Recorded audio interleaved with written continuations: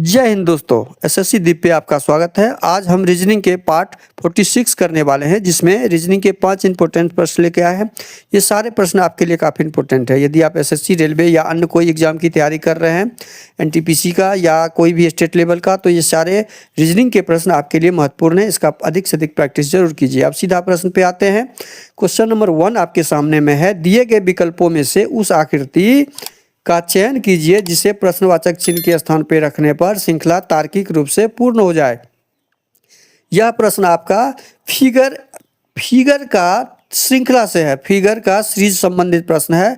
तो इस तरह के प्रश्न में आपको लॉजिक ढूंढना होता है कि लॉजिक क्या लगा हुआ है। यह देखिए, तीर का निशान क्या किया है, यह तीर अपने आप में नीचे की दिशा में लेके चला गया, मतलब डायरेक्ट 90 डिग्री का एंगल ये चेंज किया है। और यह जो झंडा जो आप दिख रहे हैं, ये झंडा अपने आप को 45 डिग्री में मूव किया, 45 डिग्री में मूव किया है। तो पहला हम तो यहाँ पे ढूंढ लिए। अब दूसरा लॉजिक ढूंढते हैं क्या लगा हुआ है।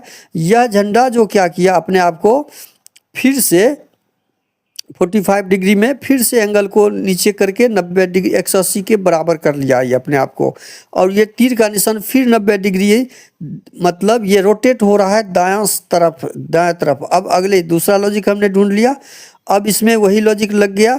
तो इसमें आपका देखिए, यह तीर का निशान ऊपर चला गया और ये झंडा आपका फिर 45 डिग्री एंगल चेंज करके इस दिशा में घूम गया है। तो अगला ये तीर का निशान कहाँ चला जाएगा, इस आकृति में ऐसे आ जाएगा। और ये तीर का निशान डायरेक्ट सीधा हो जाएगा, झंडा का निशान, झंडा ऐसे बन जाएगा। अब देखिए इस तरह की आकृति हमारा कहाँ पे दिख रहा है। ये डायरेक्ट यहाँ पे तीर का निशान है, लेकिन झंडा का एंगल आपका गलत है, तो ऑप्शन डी कट कर दीजिए। तीर आपका दूसरी दिशा में, गलत दिशा में दे दिया, ऑप्शन सी कट कर दीजिए। तीर आपका नीचे की दिशा में दे दिया, तो ऑप्शन ए कट कर दीजिए। अब आपका सही आंसर ऑप्शन बी हो जाएगा। देखिए इस तरह से आपको एंगल मिला के, एंगल पर आधारित यह लॉजिक रीजनिंग आपका फिगर डाला हुआ था। तो इस तरह के प्रश्न को आप एंगल से भी ढूंढ सकते हैं और दिशा से भी ढूंढ सकते हैं। सही जवाब इसका ऑप्शन बी हो जाएगा। अगला प्रश्न है, निम्नलिखित 4 विकल्पों में से 3 किसी न किसी रूप से समान हैं और इस प्रकार एक समूह बनाते हैं। कौन सा विकल्प उस समूह से संबंधित नहीं है वाला ढूंढना है। तो कोई ना कोई 3 इसमें संबंधित है, कोई ना कोई 3 संबंधित है। तो नहीं वाला में क्या ढूंढेंगे, ढूंढिए पहले। 23 को 51 से जोड़ने से तो सब समान संख्या है, तो इसमें कोई घटाव का ही सूत्र या लॉजिक लगा हुआ है। तो घटाव का सूत्र क्या लगा हुआ है, लॉजिक क्या लगा हुआ है, वो ढूंढते हैं। 51, 23 में से 56 में से 23 घटाएंगे तो 51 नहीं हो रहा है। तो यहाँ पे क्या लगा हुआ है, देखिए आपके दिमाग में आया होगा कि 56 में से हम 23 को घटा लेंगे, लेकिन यहाँ पे 51 नहीं आ रहा है। तो क्या रहा है, यहाँ पे पहली संख्या को दूसरी संख्या से घटाने पर नहीं आया, तीसरी संख्या को पहली संख्या से घटा लेते हैं। 51 से 23 को घटाते हैं तो क्या आ गया। अब आपके दिमाग में जो आया वो यहाँ पे लॉजिक नहीं लगा हुआ है। तो अब हम तीसरी संख्या से पहली संख्या को घटा के देखते हैं। तो 51, 11 में से 3 गया तो 9, 8 3 11, 8 हो जाएगा।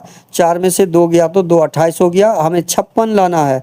56 लाने के लिए 28 को क्या करें हम, 56 लाने के लिए 28 को 28 दूनी 8 दूनी 16, 2 से गुना कर देंगे। 2 से गुना कर देंगे तो 56 आ जाएगा। देखिए आपके दिमाग में यही आया होगा पहली बार कि 56 को 23 से घटाएंगे, लेकिन हम यहाँ पे 51 को 23 से घटा के बीच की संख्या, यदि इसको ए और बी और इसको सी माने तो यहाँ पे लॉजिक क्या लगा हुआ है, सी घटे ए को 2 से गुना कर दिए तो बी हमें प्राप्त हो गया। यहाँ पे यह लॉजिक आपका लगा हुआ है। तो इस लॉजिक पे बाकी को हम देखते हैं क्या यहाँ पे है। तो 80 में से 36 को घटाइए, 80 घटे 36 कीजिए। 80 में से 36 जाएगा तो 10 4 हो जाएगा, और 8 7 में से 3 गया तो 4, 44। 44 को 2 से गुना करते हैं तो 88 आना चाहिए। 80 में से 36 गया तो 44 हो गया। 4 6 4 10, 4 3 7, 1 8, और 44 को 2 से गुना करते हैं तो 88। ठीक है, यहाँ पे इसको हम ये 80 नहीं काउंट करना था, हमें 88 देखना था। सही है, यहाँ पे आपका यहाँ पे क्या लगा हुआ है, ये 88 हो गया। देखिए ये फार्मूला आपका कंप्लीट हो चुका है। बी भी आपका इस फार्मूला के आधार पे है। अब सी में देखते हैं क्या लगा हुआ है, 94 घटे 68। 94 में 68 से घटाएंगे 14 में से 8 गया 6,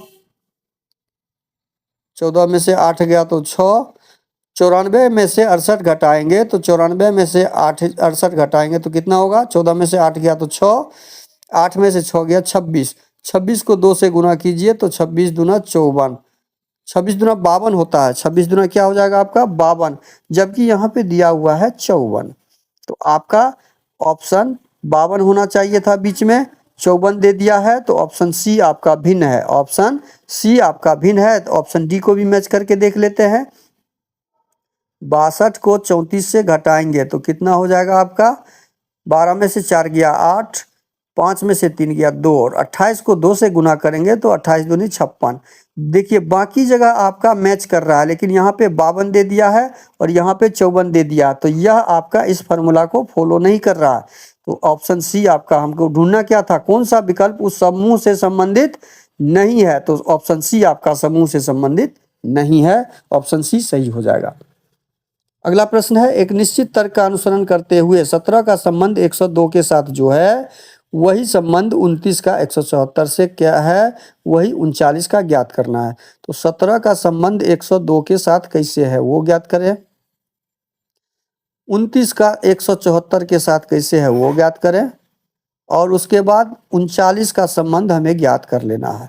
तो 17 छक्का 2 तर से डायरेक्ट यहाँ दिख रहा है, 17 का 6 से गुना, 29 को 6 से करके देख लीजिए, 6 न 6 54 और 6 दूनी 12, 12 5 17। देखिए डायरेक्ट यहाँ पे दे दिया है, यदि ये ए है यदि बी है तो ए गुना 6 बराबर बी किया है, ए गुना 6 बराबर बी, यह फार्मूला यहाँ पे लगा हुआ है। तो 39 को 6 से गुना कर दीजिए, आपका संख्या आ जाएगा, न 6 54 4, हाथ में 5, छत्रिक 18 5 23, 234 आपका कहाँ पे है? ऑप्शन बी में। तो ऑप्शन बी इस आपका सही हो जाएगा। देखिए ये इस तरह के प्रश्न आपके अधिकांश रहते हैं गुना के ऊपर, डायरेक्ट गुना करके आपका संबंध दिया हुआ रहता है और संबंध निकालने के लिए बोला जाता है। अगला प्रश्न आपका, अगला प्रश्न है, उस विकल्प का चयन कीजिए जो 5वें पद से उसी प्रकार संबंधित है जैसे दूसरा पद पहले पद से और चौथा पद तीसरे पद से है। तो अब इसका संबंध ज्ञात करने के लिए ई 5 नंबर पे होता है, आपको पता होना चाहिए। एफ 6 नंबर पे होता है, तो ई से 5 से 6 आए तो +1 हुआ है। यहाँ पे 13 से 15 आ गए, 5 से 6 हुआ है, यहाँ 13 से 15, यहाँ +2 हुआ है, लेकिन यहाँ +1 हुआ है। तो अब इसके बीच जो ये दिख रहा है अंतर, यहाँ भी +1 आना चाहिए। तो +1 आना चाहिए, तो इसमें क्या फार्मूला लगा हुआ है? यहाँ पे यह फार्मूला, यह लॉजिक नहीं लगा हुआ है। तो अब लॉजिक हम दूसरा ढूंढेंगे। आपके दिमाग में तो यही लॉजिक आया होगा, अब यहाँ पे लॉजिक ढूंढने का प्रयास करेंगे कि क्या लॉजिक लगा हुआ है। इसके साथ लॉजिक लगा हुआ है ई वाई ई एस को क्या किया है, ये एफ टी एफ जेड किया है। तो एफ जेड किया है, तो इसमें जो लॉजिक लगा हुआ है वह ढूंढने का प्रयास करते हैं। ई से एफ किया है, ई से एफ किया है, ये देखिए ई से +1 करके एफ कर दिया, ई से एफ कर दिया +1 करके वो, अच्छा ये लॉजिक है। देखिए पहले के 2 लेटर में +1 करके लास्ट के 2 लेटर को कर दिया, और लास्ट के 2 लेटर को पहले में शुरू में कर दिया। देखिए दोनों में +1 करके हमने लॉजिक ढूंढ लिया। इसी प्रकार से माइंड में देखते हैं क्या यही लॉजिक लगा हुआ है।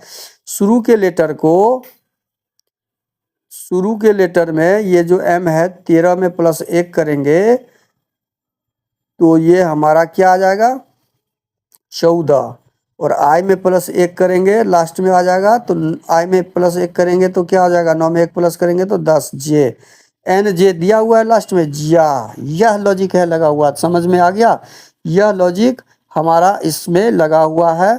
तो अब हम क्या करेंगे, यहाँ पे n को +1 करेंगे तो n में 1 करेंगे, 14 में 1 तो 15 हो जाएगा o, और d में 1 प्लस करेंगे 4 में तो 5, OENZ यहाँ पे दिया हुआ है। हमने लॉजिक ढूंढ लिया कि इसमें लॉजिक क्या लगा हुआ है। अब रेस्ट का हम ज्ञात करेंगे, तो रेस्ट का यहाँ पे ही ज्ञात कर लीजिए आप। रेस्ट के साथ क्या लगा हुआ है उसको देखिए, REST, शुरू का 2 लेटर ई लास्ट में हो गया, इसमें 1 जोड़ दीजिए तो F हो गया लास्ट में। आर इसके बगल में हो जाएगा, 18 में 1 जोड़ेंगे तो कितना हो जाएगा 19, 19 आपका एस हो गया, लास्ट में एस एफ हो जाएगा। अब यहाँ पे देखिए टी लास्ट में है, टी आपका एस क्या हो जाएगा लास्ट में, 19 में 1 जोड़ेंगे तो कितना हो जाएगा 20 हो जाएगा, और 20 में 1 जोड़ेंगे तो कितना हो जाएगा 21 हो जाएगा, 20 में 1 जोड़ेंगे तो 21 कितना होता है यू हो जाता है। तो TUSF हमारा ऑप्शन डी में दिया हुआ है, तो ऑप्शन डी हमारा क्या हो जाएगा सही हो जाएगा, ऑप्शन डी।